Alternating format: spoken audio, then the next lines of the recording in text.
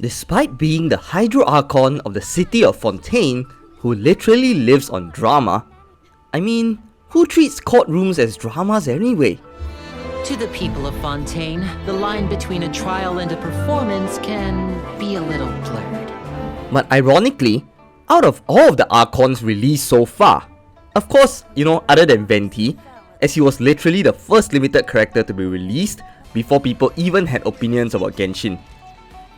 All of these Archons have drama tied to them, whereas the reception towards the Hydro Archon so far seems to be positive.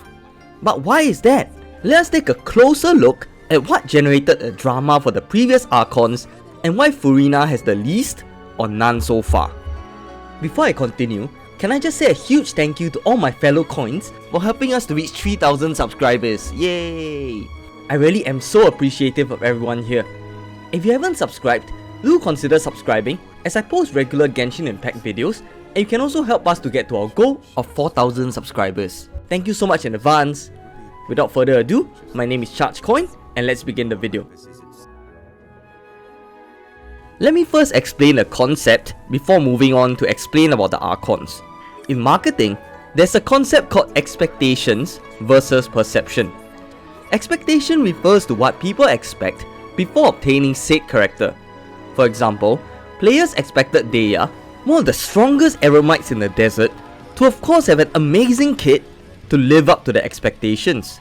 However, when Deya was released, not only did she become a standard banner character, she even had one of the worst kits in the game. In this case, gamers' perception did not match with their expectations, which leads to disappointment.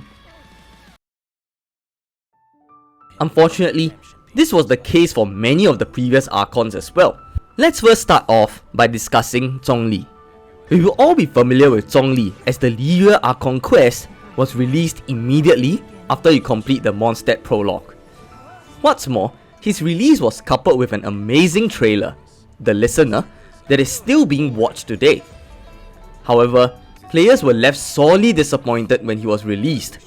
The all-powerful Geo Archon only had a fraction of the power he was depicted with. Firstly, Zhongli's shielding was horrible, and he could only either summon a pillar or a shield, but not both at the same time. Secondly, he could also be interrupted when summoning his shield, and he was just, horrible in general. There was a huge outrage that came out from this. In fact, there was so much outrage that Hoyoverse had to issue an apology, update Zhongli's kit, and even make the entire Geo Resonance more viable, before we got the insane shielder that he is today. Moving on to the Raiden Shogun. She was first depicted in the 1.6 Archon quest with Kazuha. She wore a long flowy kimono and had long hair in the cutscene. She would hence be the perfect first female Archon for Genshin. Powerful and yet beautiful at the same time.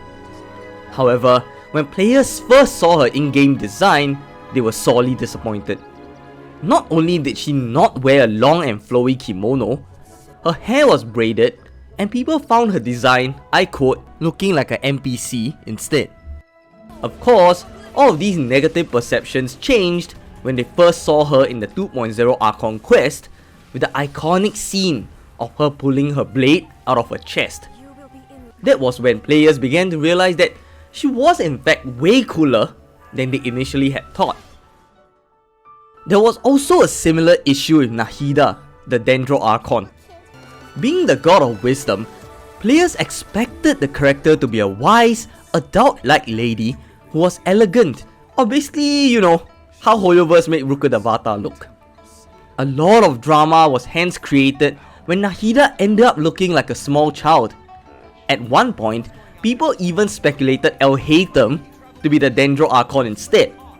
However, with the release of Nahida's story through the Archon quests, gamers began to sympathize with her a lot more, wanting to protect her, understood why she's so small in size, and finally even realized that despite her size, she in fact possesses the knowledge worthy of being called the Dendro Archon. And what's more, she was even the most helpful Archon so far compared to the previous Archons that we have met in our journeys.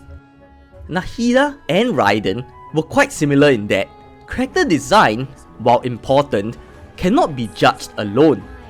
When coupled with the animations and backstories behind such designs, it is where it gives them the meaning and love for these characters. And now, we've come to Furina, the Hydro Archon.